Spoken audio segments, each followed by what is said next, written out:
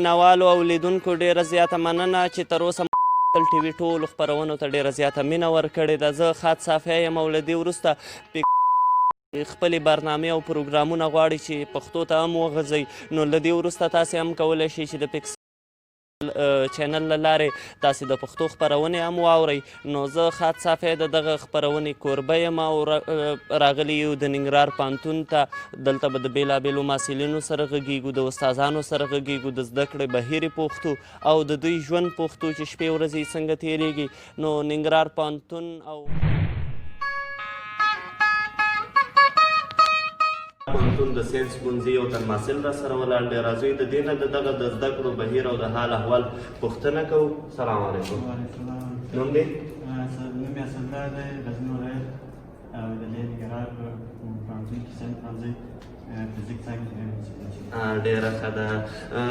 خلیل جانه که دغه راته ووایي چې مطلب دغلته خو به مسافر هم یاستئ، شپې ورځې مو څنګه تېرېږي؟ ولاړ کې بس ګزاره کوو.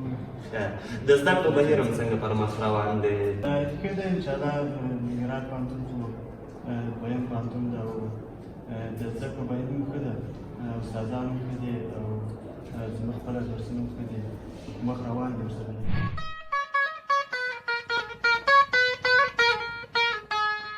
مرور جانه ستړی مه شي. نوم دی؟ نوم مې صادق دی. په کومه رشته کې محصل یې؟ زه په ساینس ښوونځي بیولوژي څانګه کې محصل یم، دویم ټولګي محصل یم. مسافر یې که همدغلته اوسېږئ؟ زه اتاق مې نیولی دی، مسافر یم، په درونټه کې مې اتاق نیولی دی. ښه، یې د کوم ځای؟ یم د کونړ. ډېره ښه ده. صادق جانه که دغه راته ووایي چې د زده کړو بهیر هم څنګه پر مخ روان دی؟ ولا اوس فی الحال خو مخکې د دې نه په اول سمسټر کې موږ د بعد له وخته ما یو مکتب شخصي مکتب هغه کې مې استادي کوله او همدلته مې خپل درسونه هم ورسره ویل.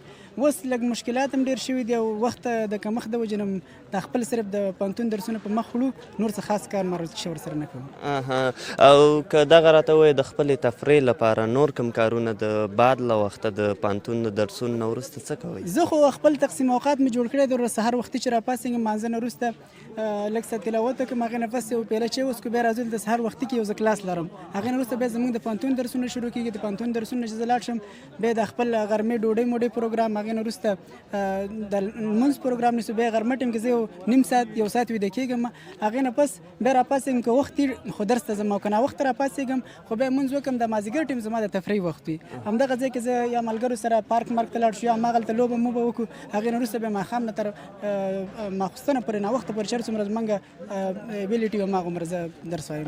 دغه ورور ډېره عالي خبره وکړه، ډېره زبردسته او چې مطلب د خپل زده کړو او د تفریح او د هر څه لپاره باید یو تقسیمات ولرو. تقسیمات په دې معنی چې زمونږ وخت باید ضایع نه شي، زمونږ د تفریح وخت معلوم وي، د ګپ شپ وخت معلوم وي، د سیر او د چکر وخت مو معلوم وي. نو ډېره ښه خبره وکړه. صادق جان به راته دغه ووایي چې مطلب څومره امپرومنټ او څومره ترقي دې کړې ده په خپلو زده کړو کې؟ پوهنتون سویې ته راغلی نو تعلیمي سویه دې لوړه شوې که؟ بلکل. زه چې مکتب وخت کې وم، یعنې ما په خپل استادي مکتب وخت کې کړې ده هغه وخت او زه چې اوس ځان مقایسه کوم ما ډېر څه نوي زده کړي دي پکې.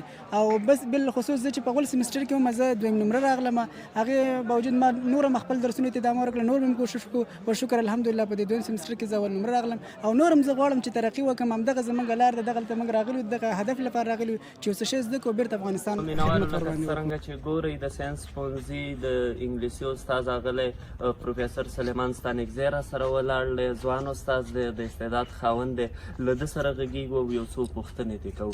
اغلی استاد محترم ستړی مه شئ، زموږ خپرونې ته په خیر راغلی او ډېره زیاته مننه چې په دغومره لنډ تنګ وخت او د مصروفیاتو ډک وخت کې مو موږ ته خپلې قیمتي شیبې راکړې. ډېره زیاته مننه روزانه خوشحاله اوسئ. موږ به په راتلو باندې خوشحاله یو چې موږ ته مو وخت راکړه او موږ سره یو مننه خوشحاله اوسئ. استاد محترم که دغه راته ووایاست چې د خپلو زده کړو په اړه مو راته وغږېږئ چې زده کړې مو څومره کړي دي؟ زده کړې خو مې د ننګرهار پوهنتون د انګلیسي ادبیاتو څخه فارغ شوی یم اول نمره او د زده کړې مې تر ماسټرۍ کچې پورې کړي دي چې ماسټري مې ته هند پوهنتون د پنجاب ایالت لټریچر کې کړې ده او اوس فعلا د ننګرهار پوهنتون انګلیسي ادبیاتو استاد یم او ساینس ښوونځي ته استادۍ په صفت باندې راځم انګلیسي سبجیکټ لري. ډیره زیاته مننه استاد محترم، خدای مو لا بریا نصیب که دغه عموما که راته ووایاست چې د محصلینو سره او محصلینو له تاسو سره دغه د استادۍ او شاګردۍ اړیکه که دغه راته لږ وغږېږئ چې مطلب دغه بهیر څنګه روان دی؟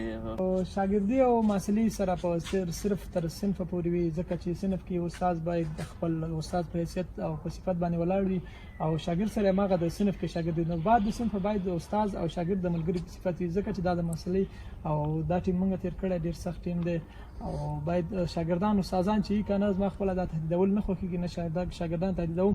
د استاد باید هېڅکله شاګرد تهدید نه کړي او نه ورته داسې کوم ډول منفي خبرې وکړي، کومک ورسره وکړي او استاد محترم ډېره یو ښایسته خبره وکړه. د شاګرد تهدید او د محصل تهدید عموما د محصلینو په ذهن او د هغوی په فکر باندې ډېره یو بده اغېزه هم لري. که وګورو عموما ډېری محصلین دغسې چې تر پوهنتونه پورې خپلې زده کړې راورسوي، خو د زیاتو تهدیداتو نه او د دغه اړیکو نه بیا لږ یو څه مایوسه شي او خپلو زده کړو ته بدبختانه چې ادامه ورنه کړي. نو ښاغلي استاد محترم ډېره یو ښه خبره وکړله چې د شاګرد تهدید نه دی په کار، د استادۍ او شاګردۍ اړیکه باید تر صنفه پورې محدوده وي او باید له هغې نه د شاګرد سره او د محصل سره من حیث د یو ملګري په صفت به مو ګوري. هغوی ته مو پیغام څه دی د زده کړو اړوند؟ پیغام خو مو ګران مینوالو او لیدونکو ته دا دی چې لومړی خو د رب تعالی په افغانستان کې یو سوکاله او پرمختللی افغانستان کې صلح راولي، ځکه صلح د موږ او تاسو ټولو هیله ده او وینې چې هره ورځ ډېر ګڼ شمېر ځوانان روان دي مخ د جنګ د امله یا مثال ډېرې کورنۍ به وده کړي. نو ټولو ته پیغام دا دی چې په هر ډول مشکل په هر صورت باندې وکولی شي تر څو زده کړې سر ته ورسوي. مشکلات، غریبي، بېخرڅي، هر ډول مشکلات په انسان باندې راځي، خو دو ته باید سړی کلکه ملا وتړي او درس پرې نه ږدي تر څو آینده یې خرابه نه شي. او زموږ آینده په نصرت خدای د همدو درس په ویلو او پرې تړی. ډېره زیاته مننه عتیق الله جانه. ډېر زیات خوشحاله شوي چې زموږ له لیدونکو او اورېدونکو سره مو خپل نظرونه شریک کړل، زموږ پوښتنو ته مو جواب وویل. ډېره زیاته مننه. کور مو ودان. خیر، موږ ته هم وخت راکړه.